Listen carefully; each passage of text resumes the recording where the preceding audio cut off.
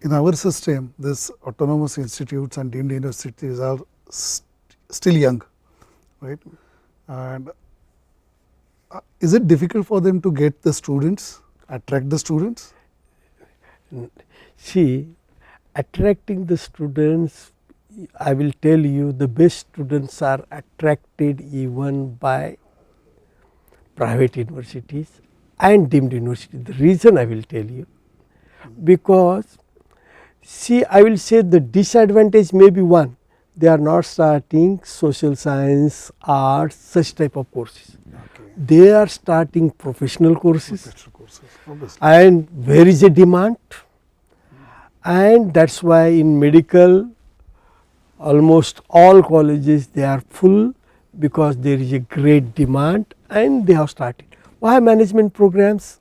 In management also the private players are doing extremely well and they are attracting the students. They are ready to pay whatever fee is charged. Exactly. Suppose why autonomy is required? Suppose I would like to send some students for training abroad.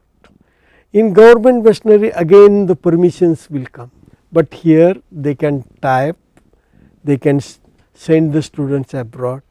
A new vision can be provided to the students, and that is possible only when you have the autonomy.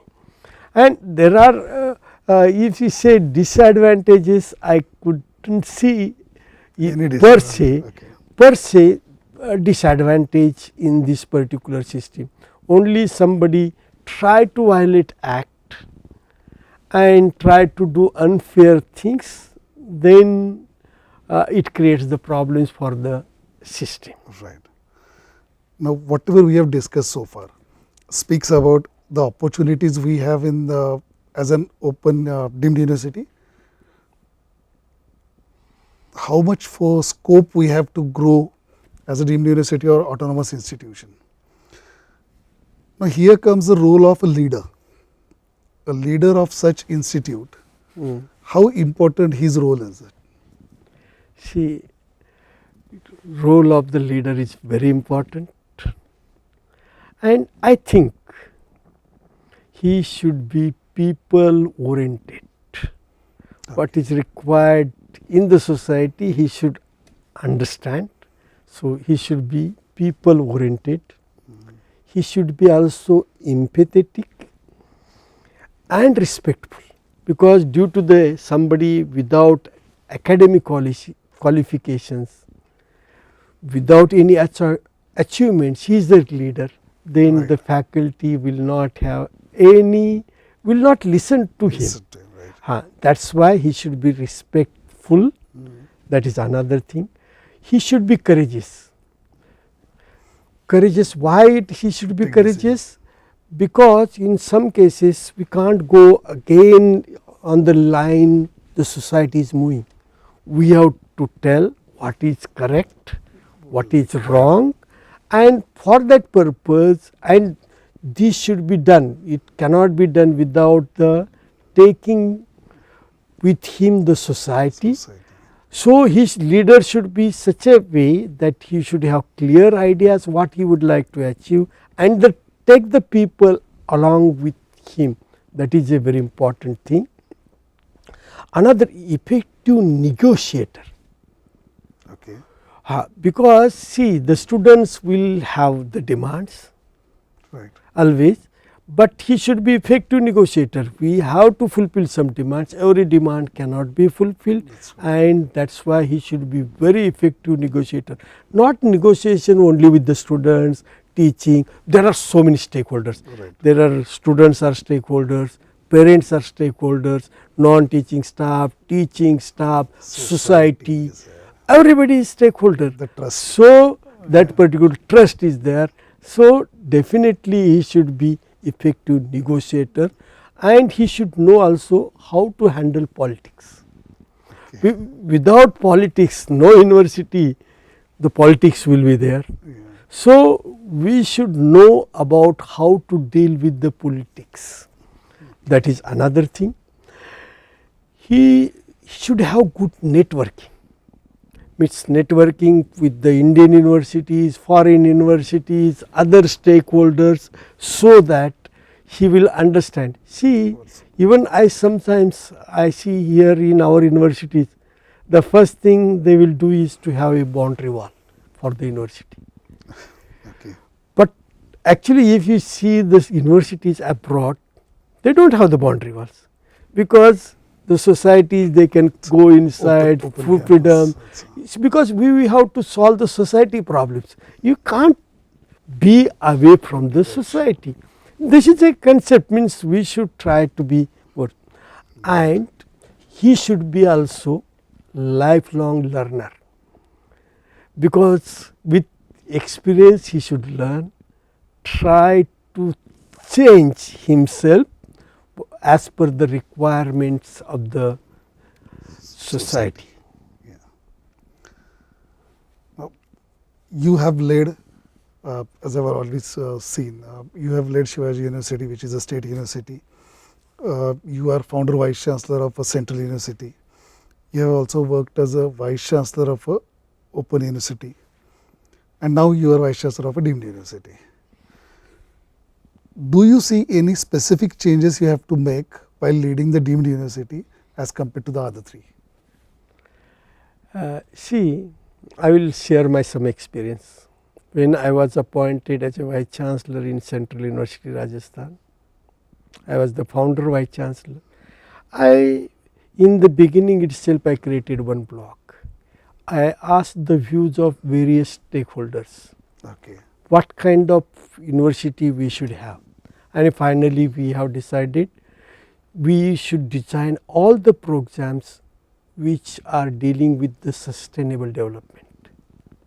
So, sustainable development chemistry, we thought that will green chemistry, architecture, sustainable architecture, everywhere, because we have to think for future generations, and to think future generation we should, means we can plan whatever way. And another good thing for Central University was the funding was not a problem.